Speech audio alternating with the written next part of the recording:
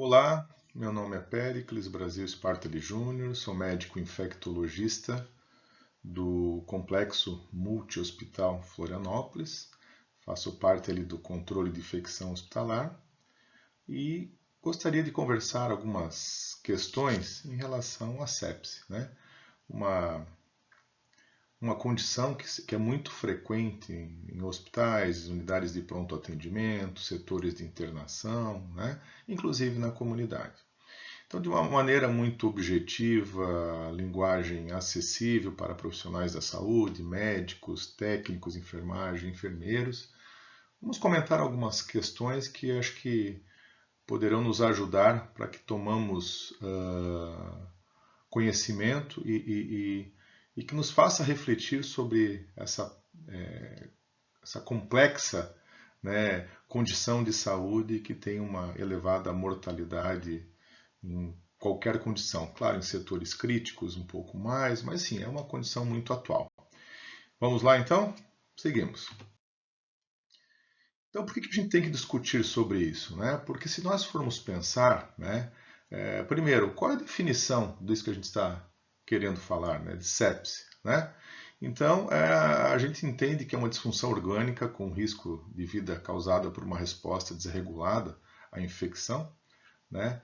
E isso podendo causar disfunção e tendo como um desfecho final uma mortalidade, uma morbimortalidade elevada, né?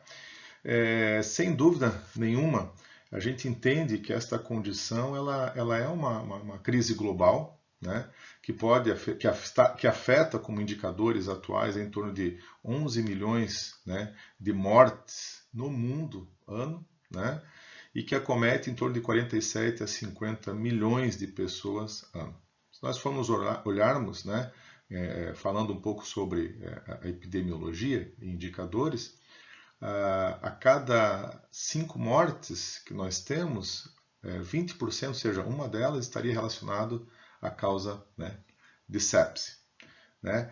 E no mundo nós temos uma mortalidade em torno aí de 53%, né? Ou seja, uma morte a cada 3 segundos acontece no mundo em virtude, né, de sepse.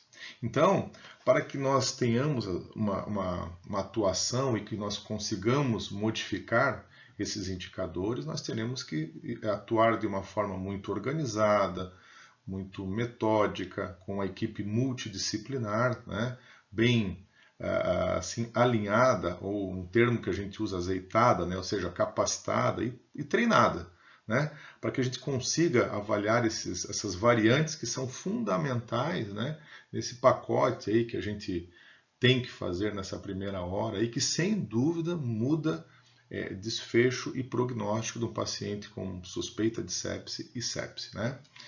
Então, cada hora que nós venhamos a atrasar a nossa conduta, a nossa atuação, nós temos em torno de 8% aumento desta mortalidade. Ok? Vamos lá, seguimos. Então, só para que vocês entendam esse gráfico, ele fala em relação a fonte, obviamente, referência ao Instituto Latino-Americano de Sepsis, o ILAS, e para que tenhamos uma ideia, a magnitude, né, de números no Brasil, os dados aqui de total de notificação de sepsis em 2024 foram 14.369, né? Claro que isso não é 100%, mas é uma boa condição em relação a números para que tenhamos uma ideia do que acontece, né? Pandemia, nós tivemos aí uma lacuna que modificou bastante essa questão de atuação. Tudo era infecções respiratórias, né? Casos assim, hospitais superlotados, fadiga de profissionais, isso sem dúvida teve impacto na atuação do profissional em si, principalmente em relação à sepse, né? Essa é uma outra informação interessante que eu quis colocar e compartilhar com vocês aqui, que é em relação à aderência aos pacotes, né, o bundle, né, no local de desenvolvimento da sepse em pacientes com sepse e choque séptico. Então, se nós formos olhar aqui nas unidades de pronto-socorro, unidade intermediária de internação e UTIs, a dosagem de lactato, coleta de hemoculturas, o início da antibiótico terapia, expansão volêmica ou ressuscitação volêmica, uso de drogas vasoativas, como vasopressores, né, que a gente define, a reavaliação de uma dosagem de lactato quando alterado e a reavaliação desse paciente. Então, de regra geral, em pronto-socorro, nós tivemos aí esse bundle completo em torno de 48%. Nas unidades intermediárias de internação, em torno de 38%, e nas unidades setores críticos, em torno de 37,2%. Ou seja, este bundle, né, realizado com todos esses indicadores, nós temos esses números aqui. Claro que isso varia muito de local para local, se ele é privado, se ele é público, se nós temos uma UTI com perfil de pacientes politraumatizados, uma UTI com perfil de pacientes oncológicos, oncohematos, e assim por diante. Esses números, obviamente, eles variam. Mas, de regra geral, como global, nós temos aqui, né, um pacote global que é realizado no Brasil em torno de 45,3%. Tá? Seguimos. E aqui, quando a gente fala de mortalidade, né, letalidade, nós temos aqui nas unidades intermediárias, né, em hospitais públicos, né, quando comparado aos hospitais privados, uma mortalidade em torno de 43,2%, ou seja, unidades de internação, comparado em hospitais privados, 31,3%. UTIs público 53,8%, privado 47,8%. Né? E pronto-socorro, nós temos aqui uma mortalidade de 23,6% em públicos e 17,7%, né, em privado. De regra geral, hospitais públicos, a mortalidade, é em torno de 31,9% contra 23,2% hospitais privados. Né? Então, isso a gente tem que entender ou nos faz refletir que nós temos diferenças, né, em relação ao atendimento público-privado. Né? O bundle ele é protocolo internacional, né, recomendado com todos os seus indicadores, variantes, scores, da qual a gente tem que seguir. Eu acho que o que muda muito aí é a condição estrutural, número de profissionais envolvidos, a capacitação dos mesmos, né, e isso sim, né, o entendimento, o engajamento deste profissional, né, no processo aí de sepse. Né? Então,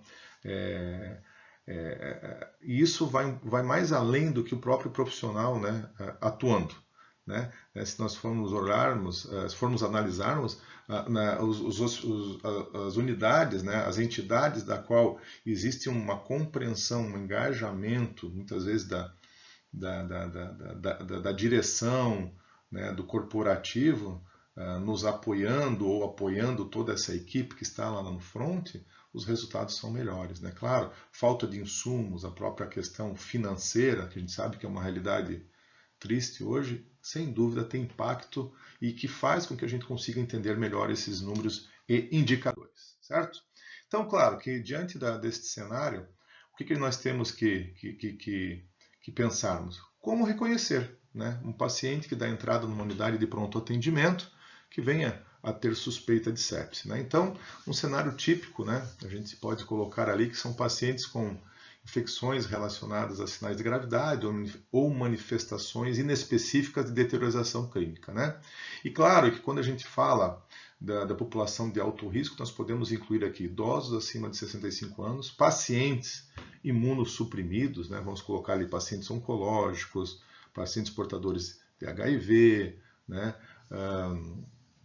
Transplantados em uso de imunossupressores, aí, né? Portadores de doenças crônicas como diabéticos, cardiopatias, doença renal crônica, as gestantes, né? Gestantes recentes, né? Até puérperas, né?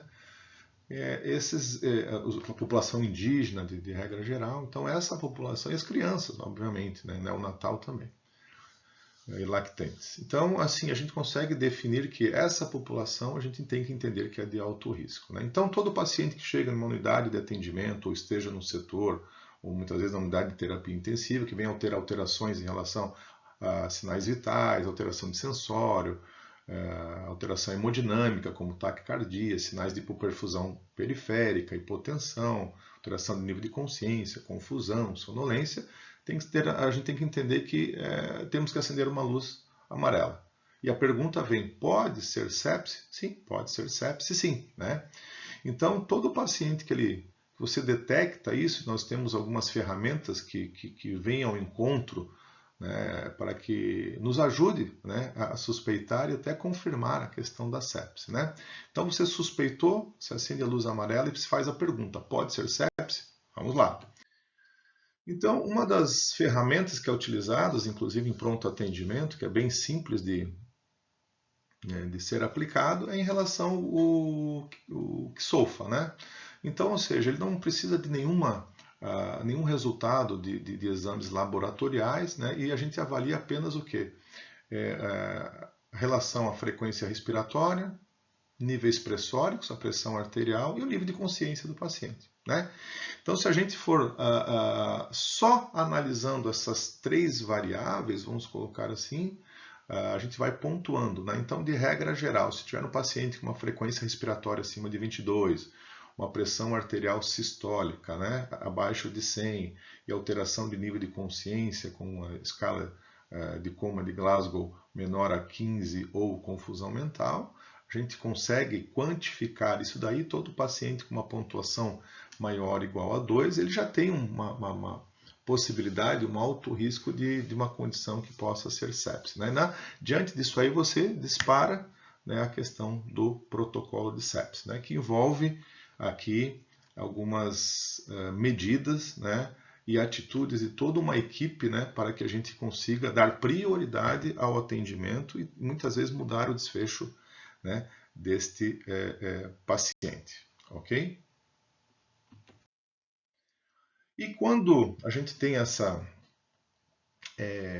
disparo, né, do protocolo, vamos colocar assim, né, de sepse, nós temos que entender que nós podemos confirmar muitas vezes essa condição, né, de sepse através de um score chamado SOFA, né, porque daí a gente faz parte, né, alguns marcadores e alguns resultados de exames laboratoriais que vão poder até nos ajudar a confirmar essa condição de sepse, né? Então, se nós formos olharmos aqui, nós temos o quê?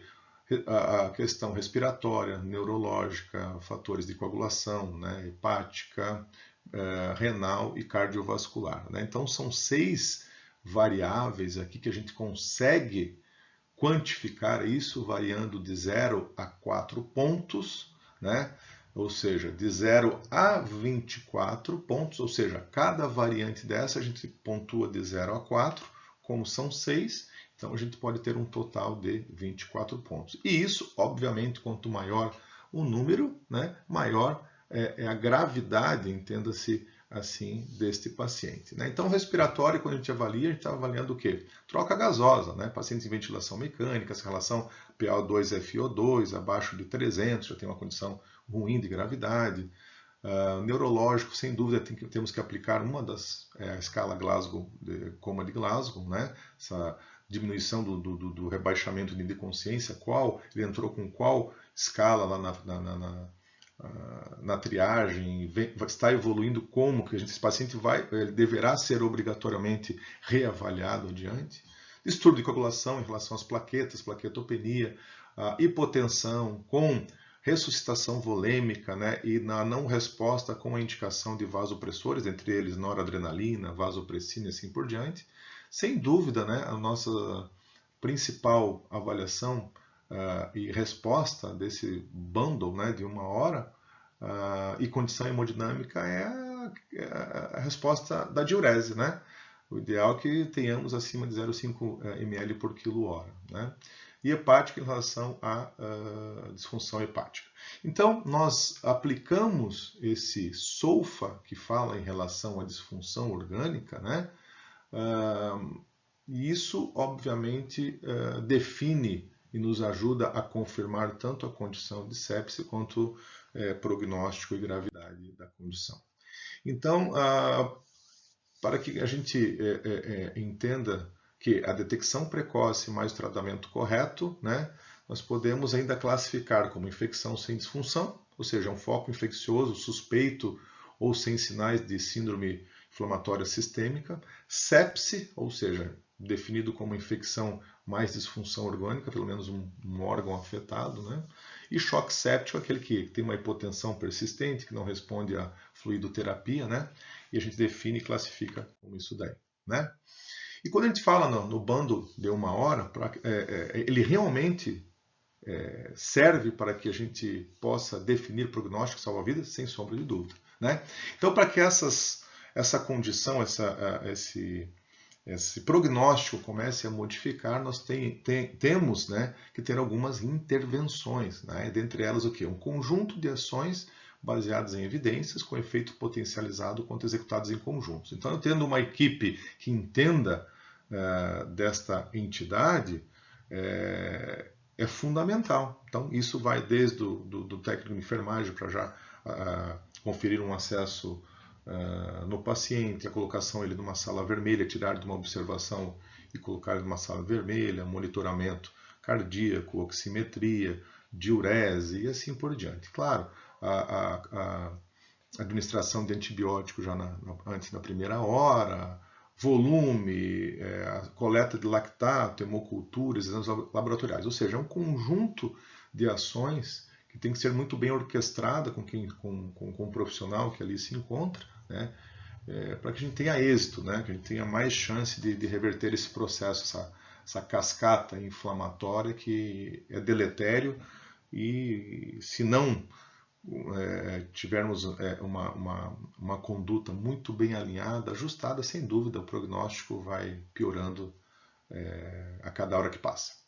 Todas as intervenções devem ser executadas dentro da primeira hora após o reconhecimento. Isso engloba também, inclusive, um pneumotórax, né, um empiema, uma avaliação do cirurgião torácico, né, a descompressão torácica, uma toracotomia com drenagem, um abdômen agudo, né, como causa de sepse, choque séptico, o paciente precisa de intervenção cirúrgica, ou seja, envolve também outros profissionais, né? E isso, como eu havia falado anteriormente, né, tem, né, um impacto na sobrevida, né? A gente reduz significativamente, né, isso é comprovado, a mortalidade desse paciente, quanto mais alinhada e capacitada e treinada essa equipe na atuação desses pacientes graves, né? Então, quando a gente fala em bando de 1 hora, que eu estou olhando em cima e embaixo aqui na tela, é contemplado como uma coleta de lactato sérico, né? Isso já na abordagem do paciente, quando suspeita, coleta de hemoculturas, preferência antes do início da terapia, né? Antimicrobiana. O início, né, da administração do antibiótico já na primeira hora, né, a ressuscitação volêmica, podendo ter de 20 a 30 ml por quilo em pacientes com hipotensão, ou lactato 2 vezes, né, o valor da normalidade já na primeira hora de instalação de disfunção orgânica. O uso de vasopressores para manter uma pressão arterial acima, uma PAM acima de 65.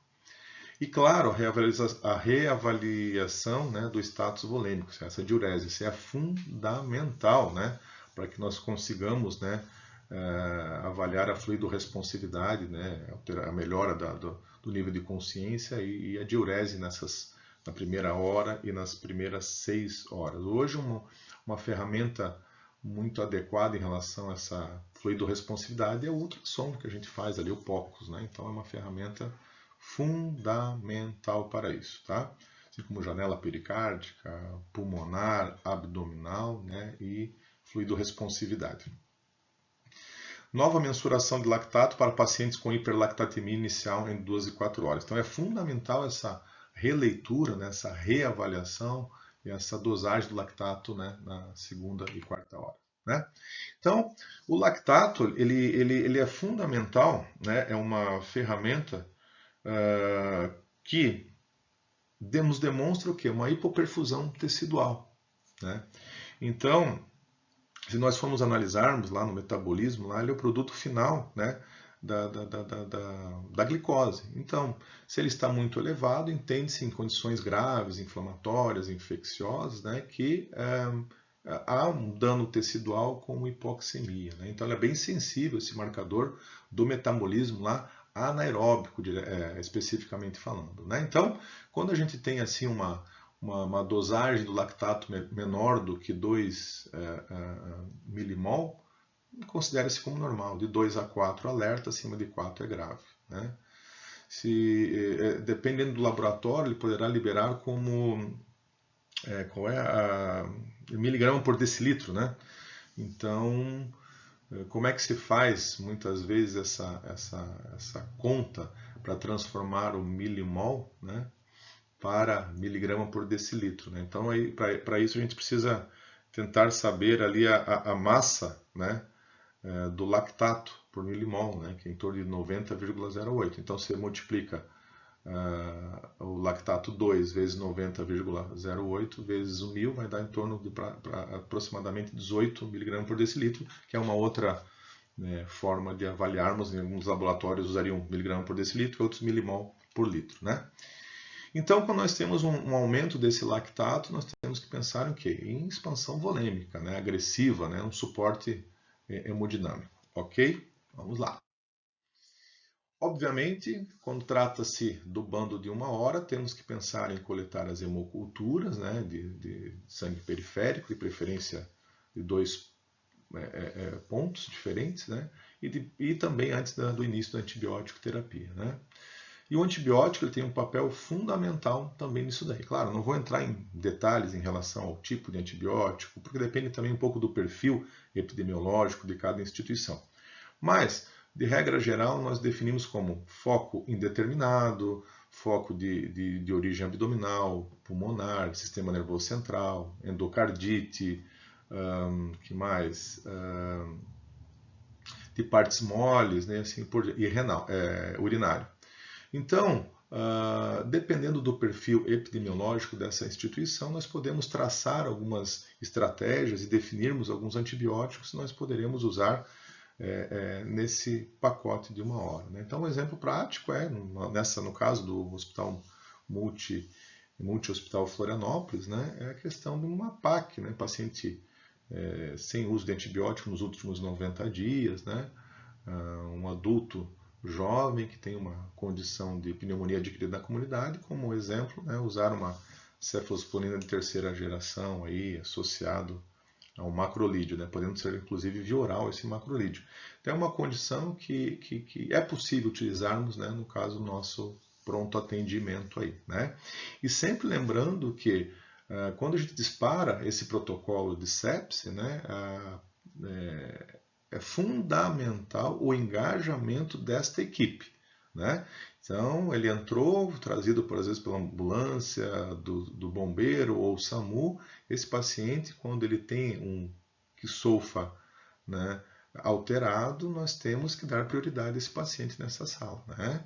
Então, esse entendimento, essa mensagem tem que ficar muito claro para vocês aí, né? E isso define muito, isso muda prognóstico, tá?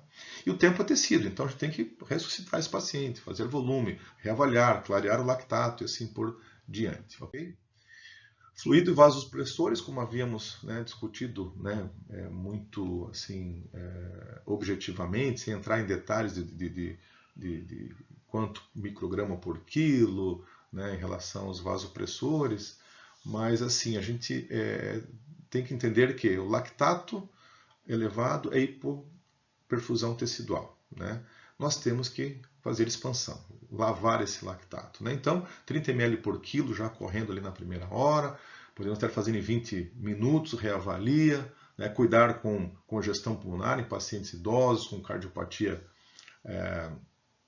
dilatada, ou pacientes com insuficiência cardíaca congestiva com fração de ejeção reduzida, enfim. O uso de quando não responde à ressuscitação volêmica, pensar em iniciar drogas vasoativas, entre elas a noradrenalina, né, associada ou não vasopressina, e muitas vezes até o início de corticoide sistêmico, né? A meta sempre é o PAM acima de 65 e monitorar essa macro e microcirculação aí com perfusão periférica e dosagem e variamento de lactato. Exames confirmatórios nós podemos e deverá ser coletado ali na unidade de pronto atendimento, ou hospital, ou unidade de internação, setores críticos, né? E dentre eles pensarmos em que Claro, hemograma, que poderíamos ter leucocitose, leucopenia, procalcitonina, nem todo serviço é uma realidade, né? Aquela mais específica, a proteína C reativa, mas no caso do hospital onde eu trabalho aqui, nós não temos disponível esse marcador, mas nós temos o PCR, né? Disfunção renal, sempre avaliar a creatinina, né? Disfunção hepática ou função hepática, bilirrubina e TAP, né? E coagulação, plaquetopenia fundamental nisso aí. Gasometria, ela é essencial para avaliarmos o quê? Uma acidose láctea, né? Ou seja, o paciente também tem acidose metabólica, né? Para que nós podemos, inclusive na questão da ventilação, ajustarmos essa ventilação, né? Conforme a relação PaO2, titular PIP, enfim, são detalhes bem específicos quanto à ventilação, né? E claro que diante desse bundle, né, de sepse, né, na primeira hora, esses exames ajudam muitas vezes, deverão ajudar para que a gente venha a confirmar, né, o quadro de sepse. E aqui no nosso protocolo, no nosso hospital, a gente faz uma tabelinha aqui para que a gente confirme a condição de sepse, né? Então a gente faz o bundle, né, coleta-se os exames, daí na reavaliação a gente vai confirmar ou descartar a sepse. Então a gente tem que responder isso aqui. A pressão arterial sistólica é acima de 90 ou PAI menor do que 65? Sim ou não? Creatinina está maior do que 2 ou diurese menor do que 0,5? Sim ou não? Relação do PaO2 a FiO2 menor que 300? Sim ou não? RNI alargado? Sim ou não? Plaquetopenia? Sim ou não? Lactato elevado? E Glasgow, né, rebaixamento de consciência, alteração de nível de consciência, sim ou não. Então a gente consegue, né, através desses critérios, confirmar, né, a sepse, né, e mais de um confirma. Então era isso, uma maneira bem simples, objetiva, não entrando em pormenores, porque eu acho que deveremos conversar outras vezes. Eu quero ver se eu faço mais uns vídeos desse para que estimule a gente a estar sempre discutindo aí de 1 a 2 vezes por mês, né? Tem algumas referências que eu utilizei, o guia prático ali do Willis, né? E lembrando que o dia 13 de setembro, né, é o Dia Mundial de Sepse, né? A campanha desse 2025, o que é ser top em sepse, né? Então deveremos pensar em reconhecer, agir, né, e transformar. Transformar é o quê? Ampliar esse nosso conhecimento, capacitar outros profissionais, discutir em casa essa patologia, essa condição grave, né? E assim por diante. Então foi um prazer conversar com vocês, espero que tenha ajudado de alguma forma. Qualquer dúvida estarei à disposição, né? Podem me chamar ali na CCIH ou SCIH e até um outro vídeo. Grande abraço.